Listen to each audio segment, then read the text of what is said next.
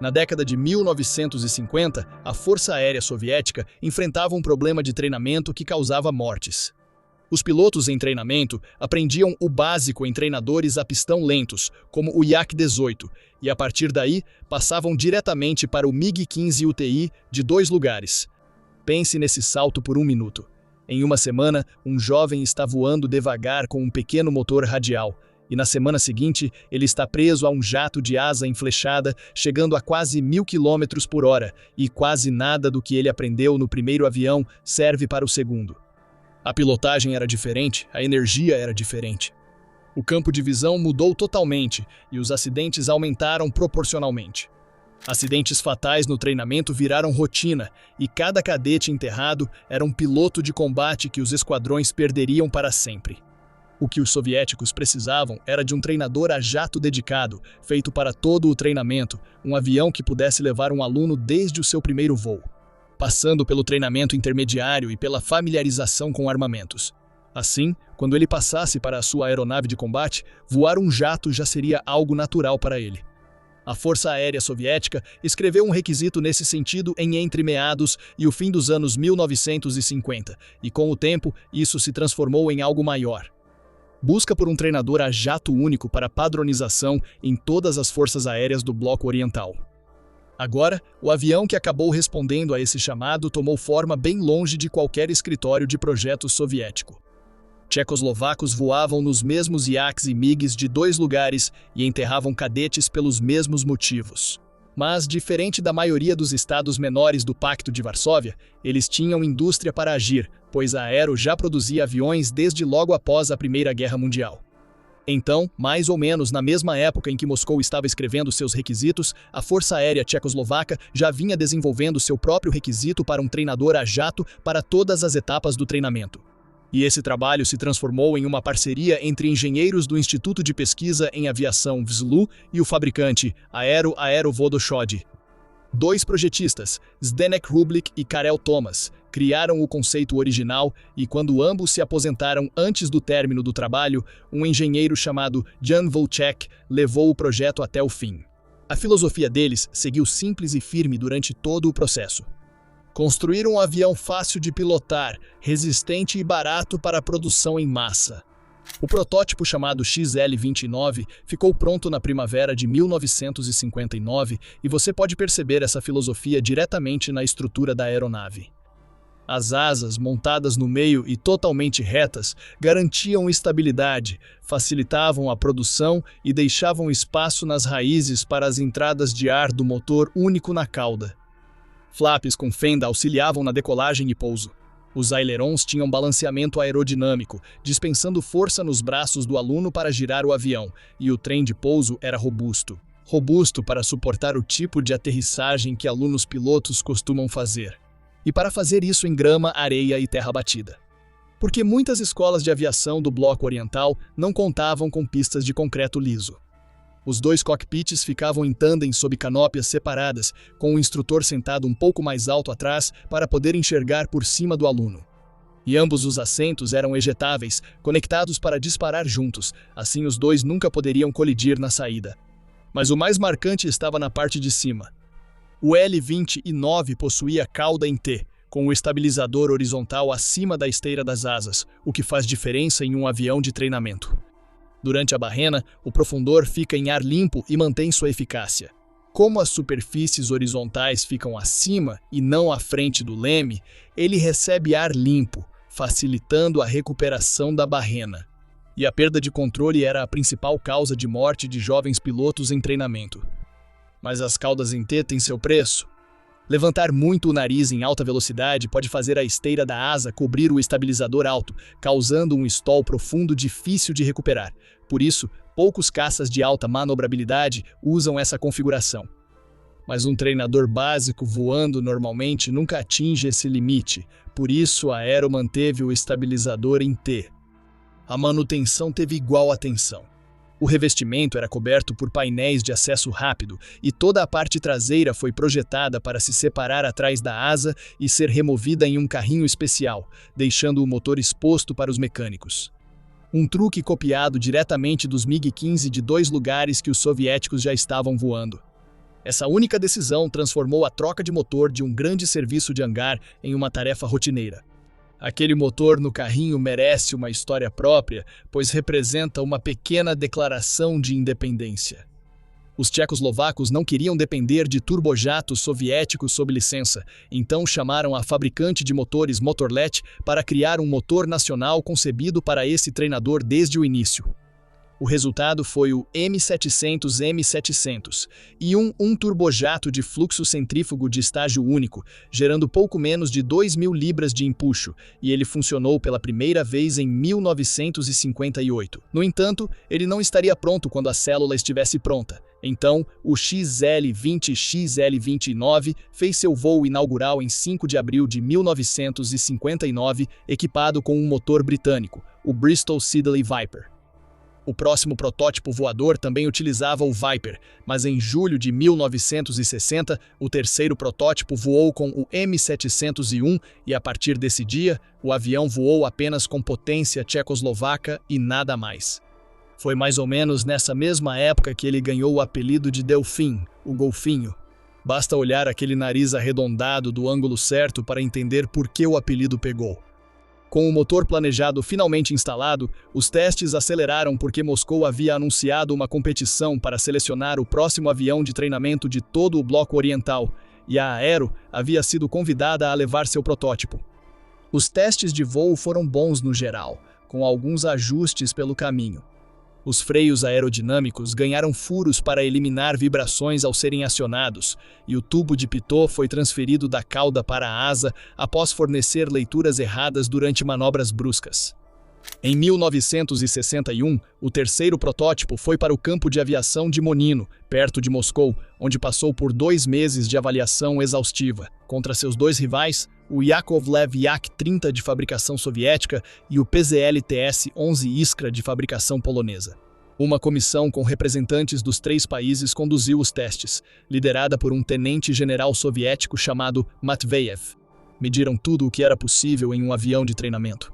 Desempenho, comportamento em voo, complexidade técnica, ergonomia do cockpit, facilidade de manutenção, quanto tempo levava para trocar um motor e como cada avião se comportava operando em pistas de terra irregulares. Dizem que esses 3 protótipos foram avaliados com mais rigor do que o MiG-20 e em sua própria avaliação, e isso faz sentido, porque essa decisão iria moldar o treinamento da maioria dos pilotos de caça do Bloco Oriental por uma geração. O Yak-30 foi eliminado cedo por voar mais como avião de corrida do que um avião de treinamento, sem o equilíbrio e tolerância exigidos para a função. Isso deixou o Delfim e o Iskra, e dependendo das fontes que você lê, cada um claramente superou o outro, o que basicamente mostra que a disputa foi acirrada. O que decidiu a escolha foi tudo o que envolvia o voo. O L-29 funcionou durante os 2 meses inteiros sem uma única falha, enquanto ambos os seus rivais apresentaram sérios problemas ao longo do caminho. Foi considerado mais fácil de manter, mais barato e com a menor velocidade de stall, a menor velocidade de pouso e as menores distâncias de decolagem e pouso em pistas não pavimentadas. Teve um exercício de resistência, onde cada avião fez circuitos contínuos de 5 minutos com um só tanque de combustível. Toques e arremetidas sucessivas sem nunca parar, e o Delfim completou 15 circuitos enquanto os outros 2 conseguiram 10. Para aviões de treinamento, esses números são mais importantes que a velocidade máxima. O veredito da comissão indicou o L-29 como a máquina ideal para o trabalho, mas além dos dados dos testes de voo, havia motivações políticas por trás do resultado. O objetivo principal do programa era unir as indústrias de aviação das nações do Comecon. Para evitar que as fábricas da Tchecoslováquia ficassem ociosas, já haviam decidido que as plantas tchecas construiriam o treinador vencedor, independentemente do projeto original. Escolher o L-29 manteve essas linhas ativas por anos e permitiu iniciar a produção quase de imediato. Como a Aero já tinha estrutura para fabricar aviões, qualquer projeto vencedor seria feito na Tchecoslováquia, então escolheram o que já estava pronto em uma fábrica tcheca. Os poloneses não gostaram disso. Varsóvia rejeitou completamente o veredito da comissão e colocou o TS-11 Iskra em serviço em sua própria força aérea, de qualquer forma, em parte para economizar dinheiro e em parte para manter sua própria indústria de aviação ativa. e todas as outras forças aéreas do Pacto de Varsóvia aderiram ao L-29. O que se seguiu foi o maior programa de produção de aeronaves já realizado em qualquer país do Comecon fora da União Soviética. A produção em larga escala começou em abril de 1963 e durou 11 anos. E quando a linha foi encerrada, a Aero havia produzido 3.665 Delfins em 42 lotes de produção, incorporando mais de 45 modificações à medida que o avião evoluía.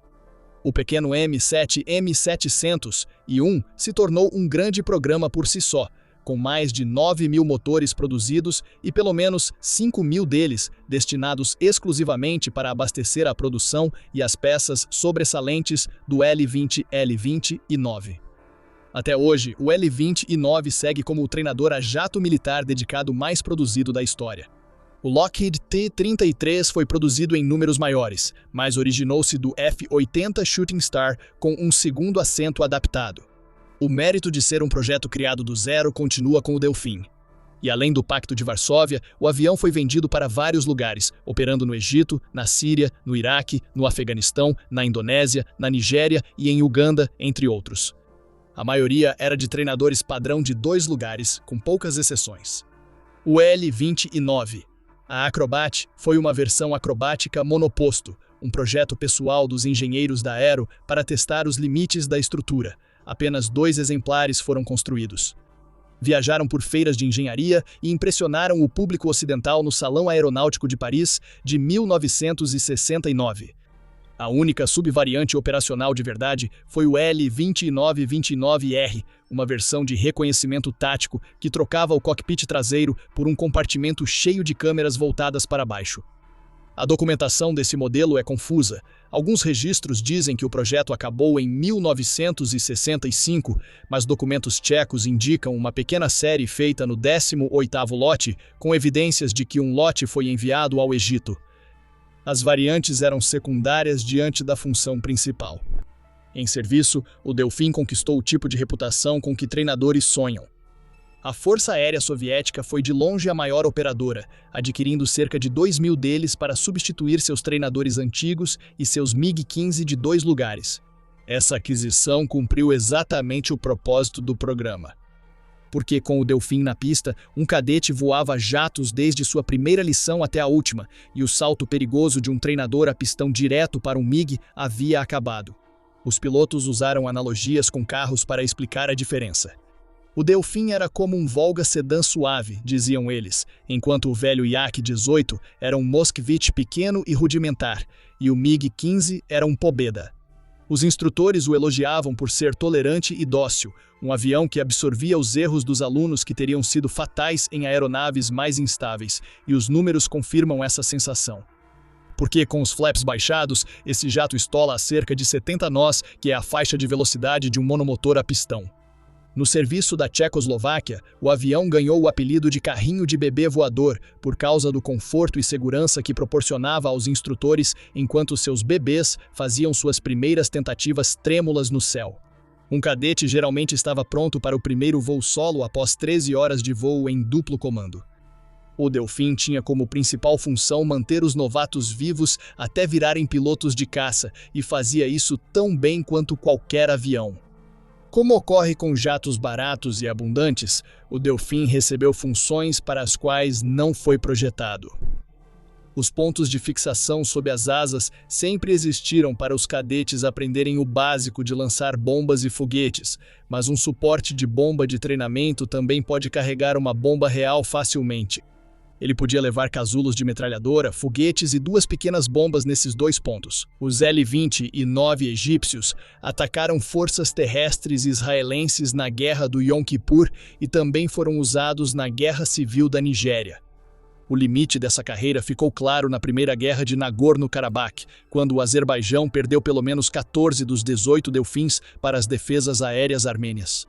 Lento, desprotegido e projetado para ensinar em vez de lutar, ele só teve sucesso em combate quando aviões aliados já dominavam o céu acima dele. Avião de treinamento com suportes para bombas continua sendo de treinamento. Muito antes dessa lição ser aprendida no Cáucaso, porém, o substituto do Delfim já estava saindo da mesma fábrica.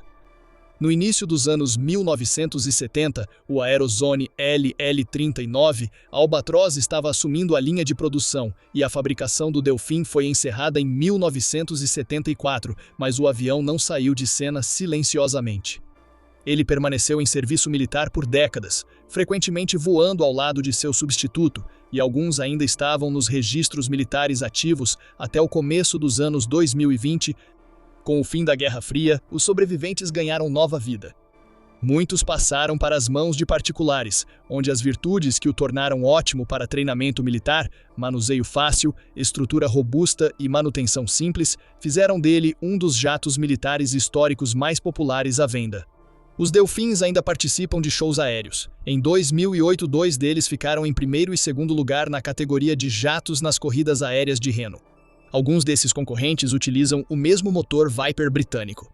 O primeiro protótipo voou com ele lá em 1959 e em 2007 um LL-29 não modificado realizou o primeiro voo a jato do mundo movido puramente a biodiesel, indo de Reno até a Flórida.